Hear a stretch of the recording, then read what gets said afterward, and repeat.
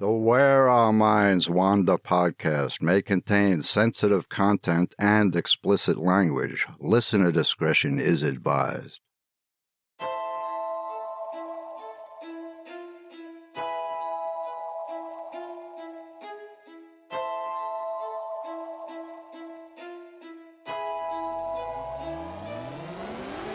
Greetings, fellow wanderers, to the places our minds wander. The house at the end of the dirt road, where disembodied voices whisper and strange sounds make the living shiver. Where shadows lurk at the edge of the woods, just outside your back door. And mysterious lights speed beyond reason across the clear night sky. Odd events throughout time that lead you down the rabbit hole. I'm Wes. And I'm Beth. And this is Where Our Minds Wander. Hello and welcome to Where Our Minds Wander, all you fellow wanderers. Hello, everyone.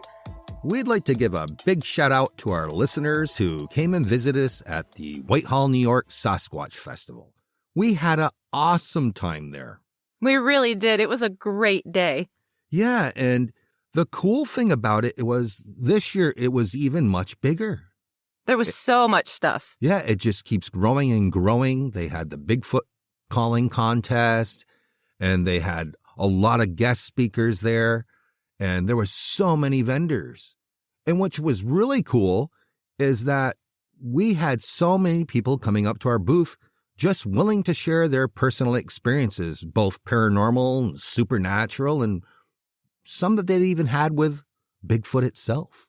That was one of the highlights for me, for sure, with the number of people willing to share their first-person accounts, their own personal experiences. And some of the places they talked about, we'd never heard of. So we're going to look into those for future shows. But yeah, the ghost experiences and the Bigfoot experiences and the UFO experiences. Yeah, there were so many. People were just coming up and just so willing to share. I mean, it made the day go by. And if you happen to miss it, it's going to be again next year in Whitehall, New York. So maybe you want to hit the 2024 Whitehall, New York Sasquatch Festival. We'll be there. That we will. Well, with all that said, why don't we get into tonight's episode, Beth?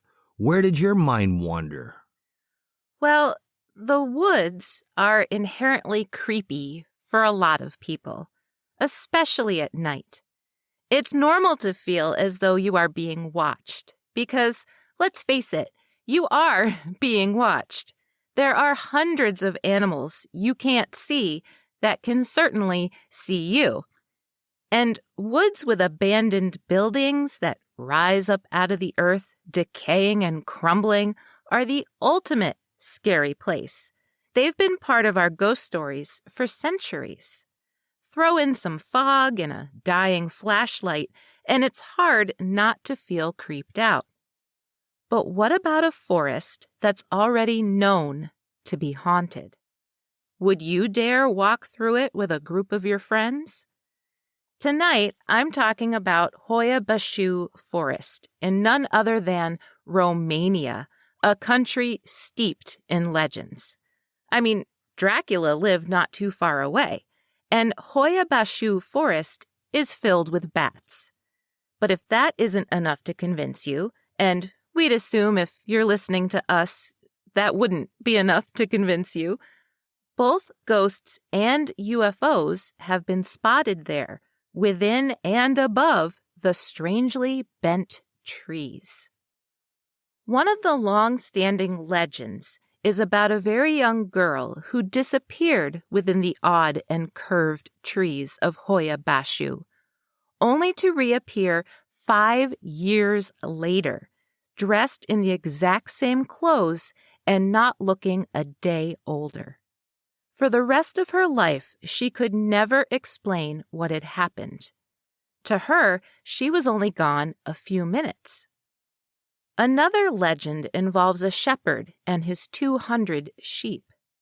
The man and his flock completely vanished inside the forest, and neither he nor the animals were ever seen again. None of their remains were ever found. But there are even more stories. People visiting the forest have experienced strange red and orange lights flashing above the trees. Some sort of green-eyed animal has also been spotted numerous times, watching them from the undergrowth. Whether we attribute these stories to imagination or misidentification, the truth is that there are some very strange things about Hoia Baciu Forest. The 716-acre forest has existed since prehistoric times, so it's pretty darn old. Humans inhabited the area beginning in the Paleolithic era. During ancient times, the inhabitants were Dacians, a Thracian tribe. They lived there from 500 BCE to 106 CE. So it's no wonder the forest is steeped in legends. It was a major center for religious ceremonies as well as superstitions. It has been considered both sacred and cursed for a very long time. None of that can be considered strange, of course. What is really strange are the 50-foot-tall, unnervingly curved trees. There's just no other way to describe them. They're just inherently creepy. Whole stretches of the woods are filled with these trees that are bowed outward in the most bizarre way, looking as though they are balancing sideways on their trunks. It's almost as if they each grew around a very large sphere that was somehow removed. Each one is bent in a clockwise direction, and their lower portions often appear as if they are burnt. Most unnerving, though, is the sound they reportedly make when the wind blows through their branches. It's been described as the sound of skin crawling. Imagine standing in the middle of these oddly misshapen trees, their trunks almost seeming to sway, their branches reaching out in all directions when a thick blanket of fog rolls in, as it does almost daily.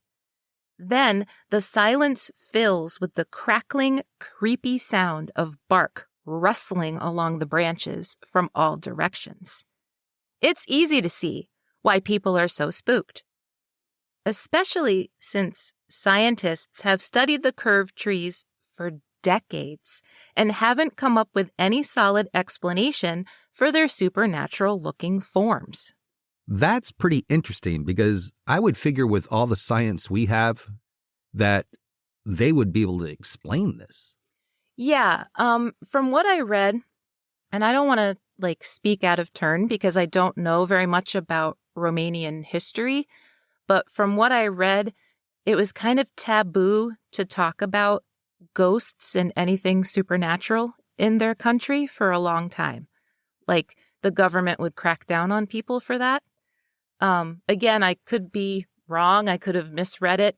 But I think the reason they weren't studied for a long time was because you could lose your job if you looked into that kind of stuff. I see. Yeah. Well, that makes perfect sense. So, according to the travel.com, several theories have been offered in the last decade or so. For example, some scientists propose that it's some sort of gravitational pull that warped the trees. Others say perhaps it's due to some astronomical snowfall that weighed them down for a very long time. Maybe it was enemy tanks that somehow bent them into such weird arcs. None of these explanations offer much proof, though. William Remfry, a Canadian scientist, proposed that it's just some sort of genetic mutation. But skeptics question how it only affects certain areas of the forest and seems to have such a definitive cutoff point from unaffected trees. One last theory is that the trees were planted between 1925 and 1928 specifically by furniture makers who manipulated the trees into shapes they could use for specific furniture. But then World War II happened and the funky trees were forgotten. Either of those two explanations makes some sense to me, the genetic mutation or the human manipulation one, but neither of them has been proven 100%. But even the trees that aren't curved still present a pretty terrifying picture. They are both skeletal-looking and ominous at the same time. There are some that rise out of the soil almost as if they're standing on human legs, and they lean towards each other with single outstretched branches entwined with each other as if they are holding hands. The sharp and twisted branches at their tops take on the look of wild hair. They look exactly like a creature from The Wizard of Oz or a nastier version of Tolkien's Ents. And then there's the clearing, a ragged-edged, circular-ish area right in the middle of the forest where absolutely no trees grow. Locals whisper that perhaps it's a formal burial ground that carries a curse. Anyone who enters it will suffer from negative energy. Scientists have supported the burial ground idea as plausible. They also suggest that the soil, which has tested fertile in that specific spot, is just unsuitable for growing trees. But why? Nobody seems to know the answer to that. Although there are a lot of UFO sightings in that spot. People have been seeing orange and red lights circling above the forest for years, except, like I'd mentioned earlier, for a very long time, it wasn't okay to talk about it. In the early 1960s, biologist Alexandru Sift went to the Hoia Baciu forest to investigate the many claims of strange light anomalies and magnetism. He reported seeing gray shadows following him. He also took several photographs of 3 discs hovering over the forest. Most of these photos went missing shortly after his death in 1993. In 1968, Emil Barnia, a military technician, took some pretty compelling photographs over the clearing that he believed showed a UFO hovering over the treeless area.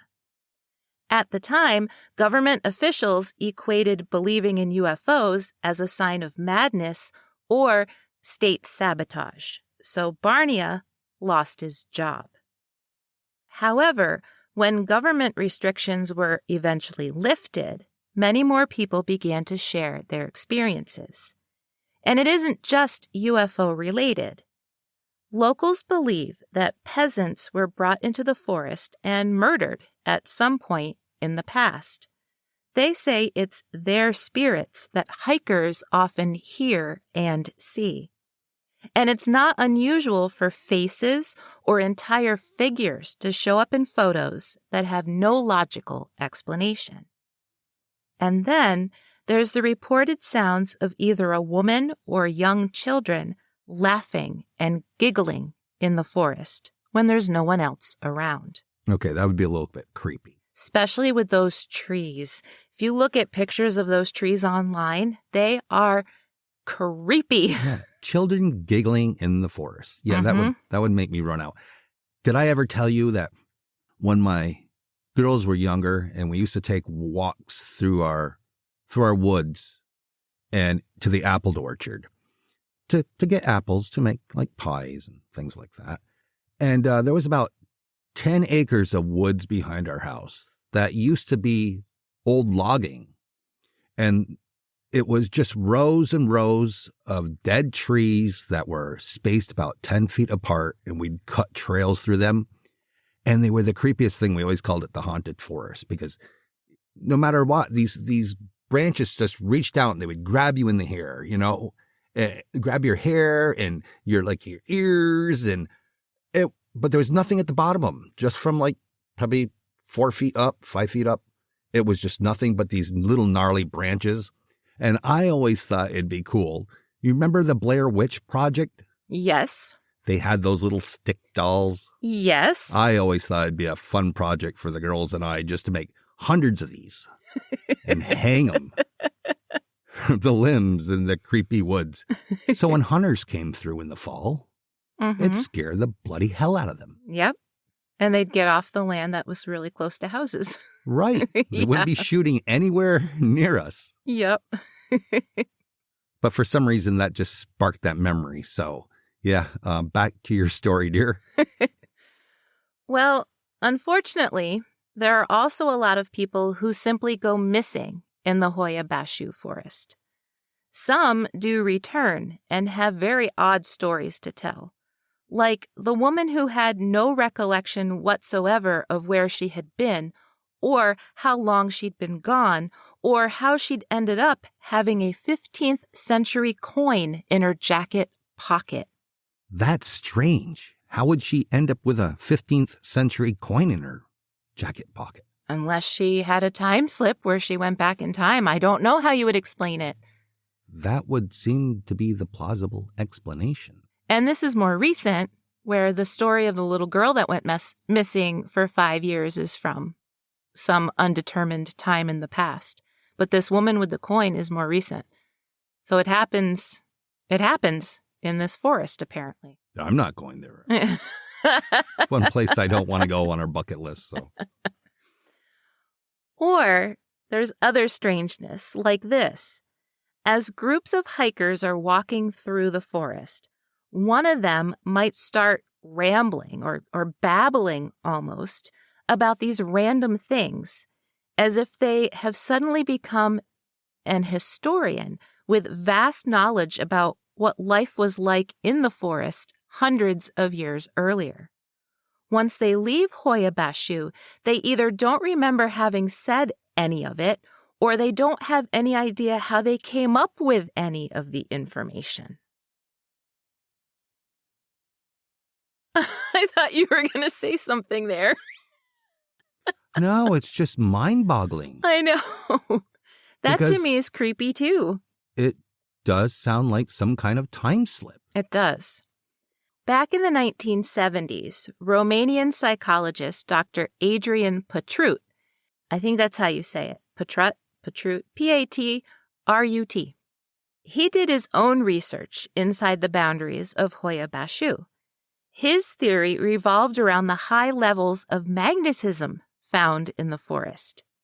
He believed that the abnormally high levels actually caused people to manifest these things based on their individual beliefs.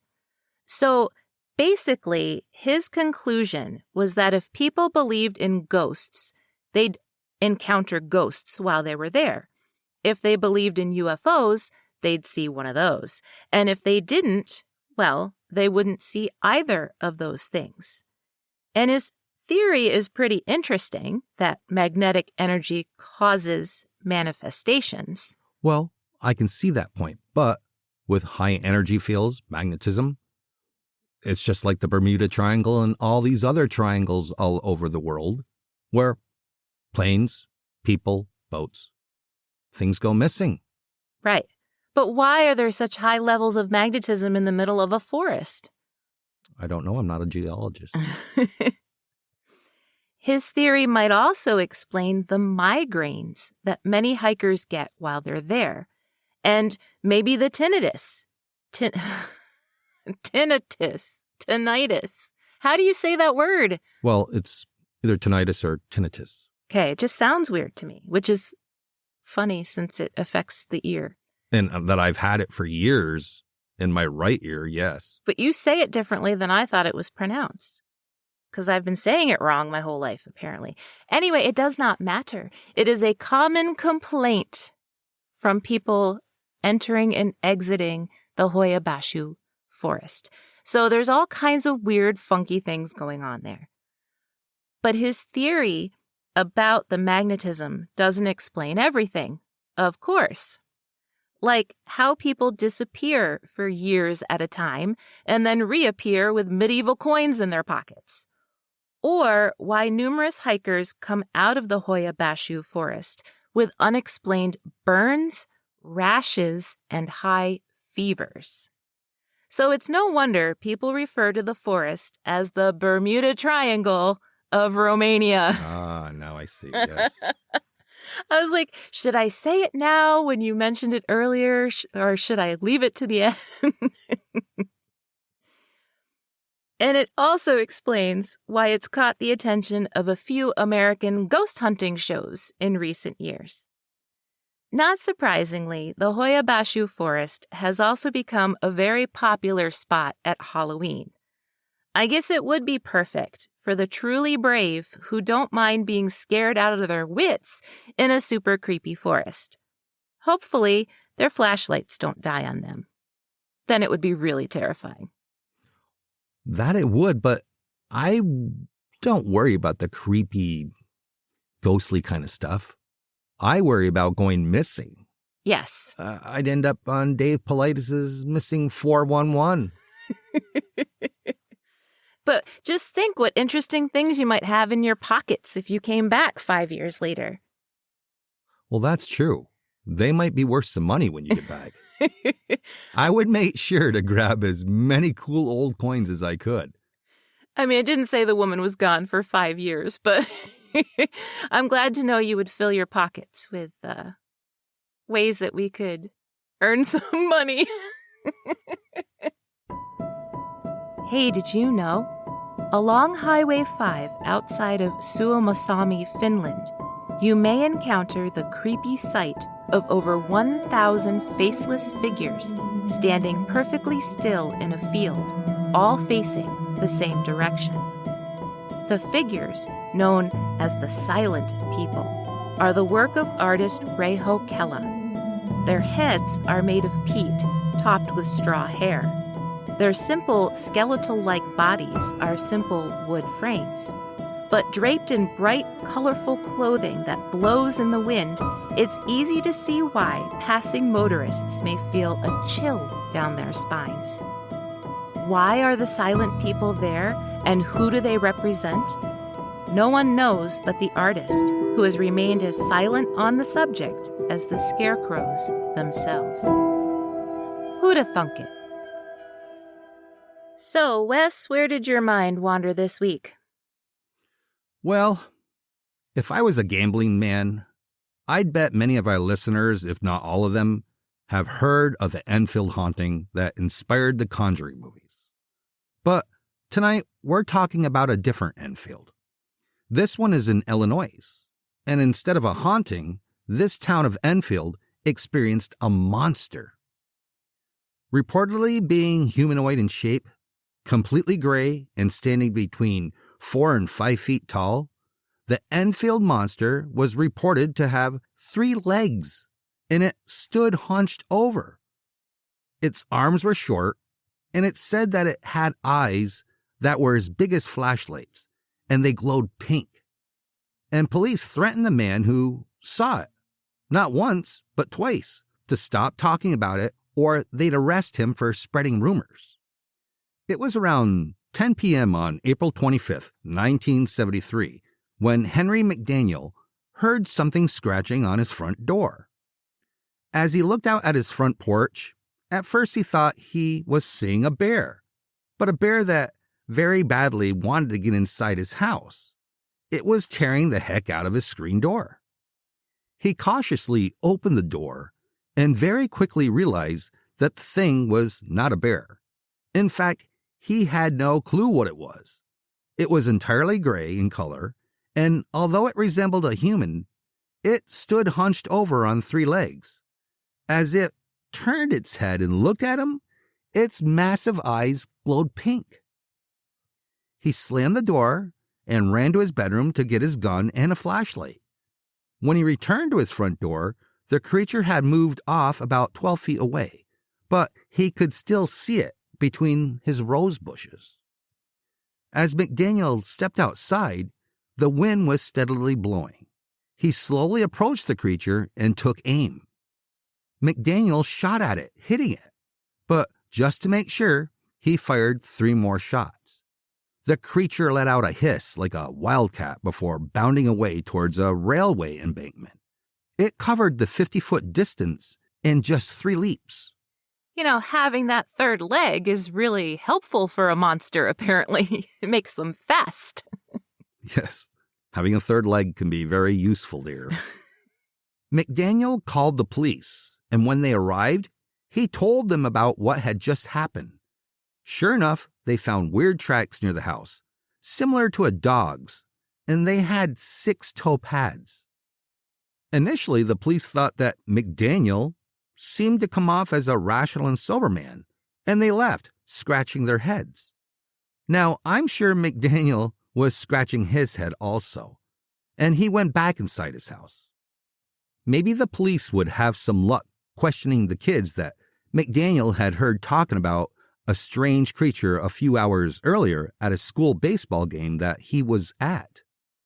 The police did find one witness, a 10-year-old boy named Greg Garrett, who claimed to have seen the Enfield monster just half an hour earlier before McDaniel shot at it. Garrett lived near McDaniel, and he swore that the creature came so close to him that it actually stood on the boy's feet, ripping his tennis shoes to shreds with its claws. The boy said he screamed and ran into his house. The sightings even made it into the local newspapers just 2 days later. Now, maybe you're thinking that 2 sightings probably aren't enough to secure the Enfield monster as a contender on the still talked about cryptid list. And you would be right. The 3rd time the creature was seen, it was spotted yet again by McDaniel. On May 6, at around 3 a.m., the WWKI radio station in Kokomo, Indiana, received a strange call. The caller said he was awakened by the neighborhood dogs howling up a storm. Wondering what had set them off, he looked out his front door, and standing right next to the railroad tracks was the creature. This time, McDaniel didn't try to shoot at it. He said it was just ambling along the tracks away from his house. He watched it until it disappeared from sight. He knew it was the same type of creature, even though it was dark out. Intrigued, the radio station news director, Rick Rainbow, decided to look for the monster himself. That is a great radio name. That is. And I want to know, was he born with that name and so he was destined to be on radio, or did he change it? Nah, that's a stage name. Oh, man. Rick Rainbow. It's awesome.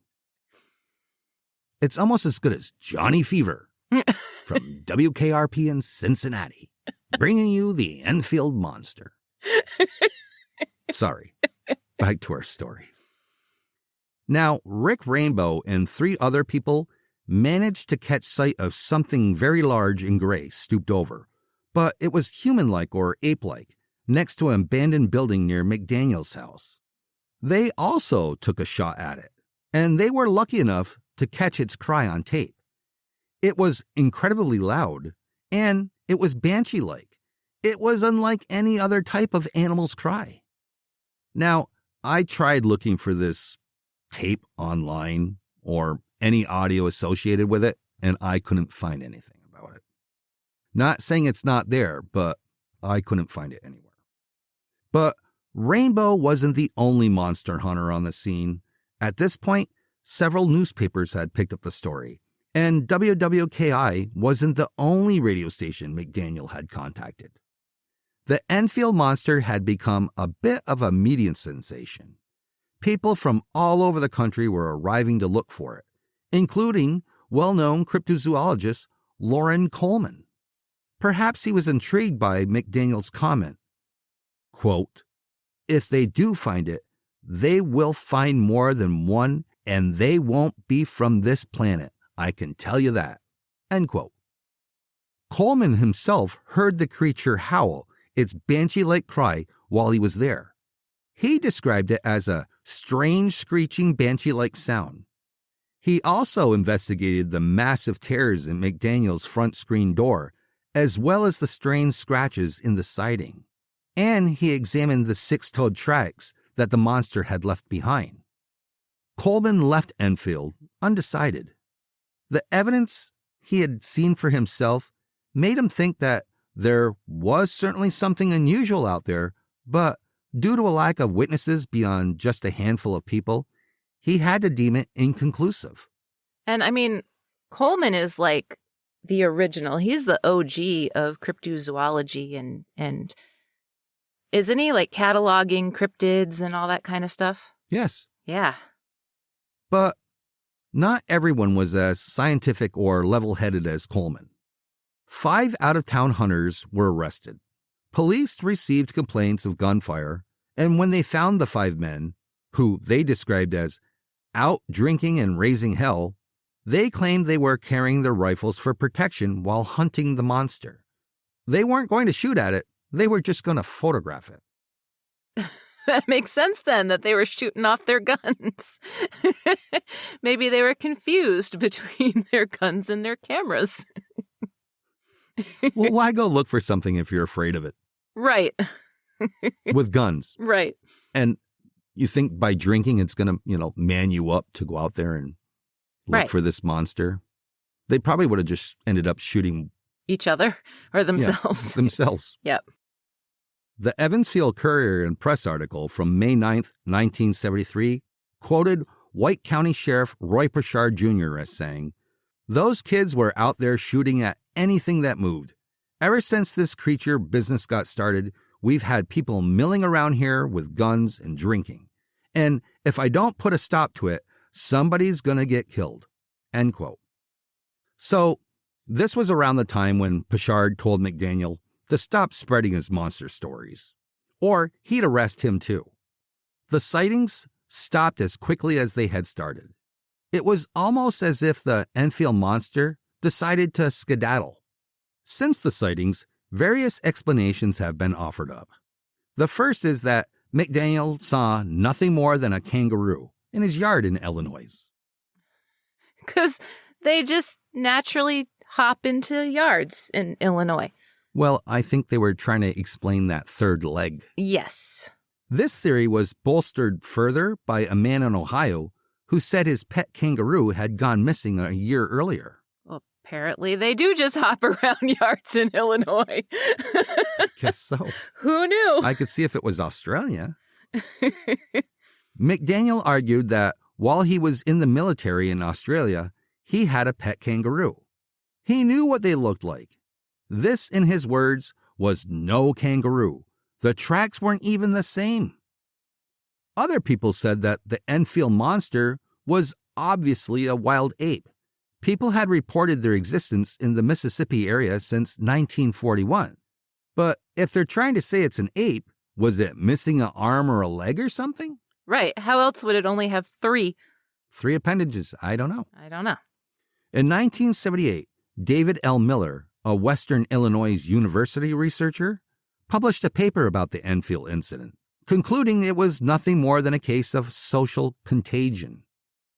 His paper pointed out that there were really only 2 witnesses, and it was the media that had blown the story into a mass frenzy. Now, it didn't help that Greg Garrett, who was the 10-year-old witness, he later admitted that he made up his encounter because he wanted to tease Mr. M. Now, Mr. M was the nickname that he had given to Mr. McDaniel. Gotcha. And he said that he wanted to impress news reporters who quickly seemed to infiltrate his town. But there are other holes in these theories too. Henry McDaniel wasn't the only witness. There were others who had claimed to have seen the Enfield monster and had shot at it. And then there's that eerie banshee cry that Loren Coleman heard for himself. But it's kind of interesting that just 2 months later, in the town of Murfreesboro, Illinois, which is just 200 miles from Enfield, another cryptid was seen. He quickly became known as the Big Muddy Monster.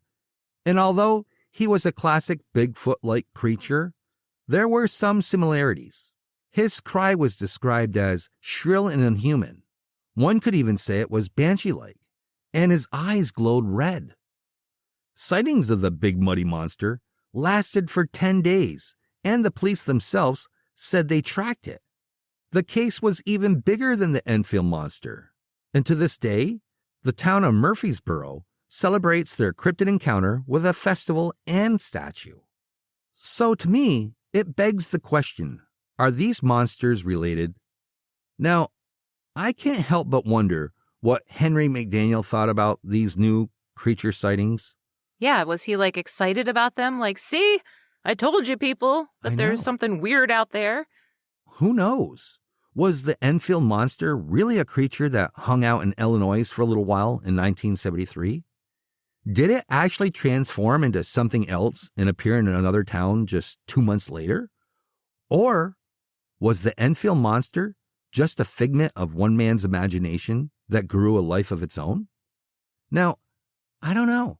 I guess it depends on what you want to believe. That's a cool story, honey. I've never heard of the Enfield monster until tonight. Yeah, it kind of always fascinated me, and I don't know why we haven't done an episode on it up until now. I know. A 3-legged monster. I mean, that's pretty cool. With glowing pink eyes. Well, it screams like a banshee. It's right up our alley. Yeah. Hopefully not in an alley anywhere near us, I have to say. It is rather unusual. It's different. Out of all the cryptids, a 3-legged monster. It's no weirder than the snallygaster. No, the snallygaster. He's pretty unusual, isn't he? Yeah. So I don't know what to think. I mean, they did see something strange and unusual. Whether it was a monster or, I guess you could say, seeing a kangaroo around there would still be considered strange and unusual. Yes, it would. So if any of you listeners out there have any comments or thoughts, what it might be, or what you might have thought happened, shoot us an email. We'd love to hear your theories. Yeah, let us know. Chime in. As always, everyone, if you would like to know more about the stories that we covered, you can check our sources in our show notes. They are a great place for jumping off and diving deeper into the stuff that we research. Join us next week for an all-new episode of Where Our Minds Wander. See you soon.